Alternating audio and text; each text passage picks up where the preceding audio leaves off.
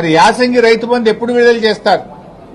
ఇంకొక వైపు వ్యవసాయ మంత్రి ఏమో చిన్న చిన్నగా లీకులు ఇస్తున్నాడు. ఏమని? మేము యాసంగి రైతు బంధు సాగు చేసిన వాళ్ళకే ఇస్తాం, మిగతా వాళ్ళకి ఎగబెడతామంటున్నాడు. అంటే ఇప్పుడు ఓట్లు అయ్యేదాకా ఆగినరా? యాసంగిలో ఎవరికి ఇస్తారు, ఎవరికి ఇవ్వరు? ఈ రాష్ట్రంలో 50-60 లక్షల ఎకరాల్లో పత్తి సాగు చేసే రైతులు ఉంటారు.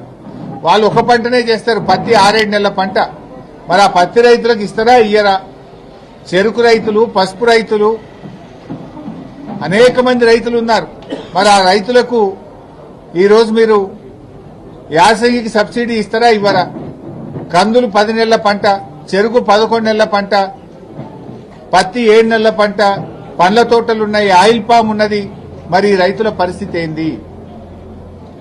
అంటే నువ్వు అప్పుడేమో రేవంత్ రెడ్డి 3 పంటలకు ఇవ్వాలి రైతు బంధు అన్నాడు, ఇప్పుడేమో ఒక్క పంటకే ముక్కులకు వచ్చిందా?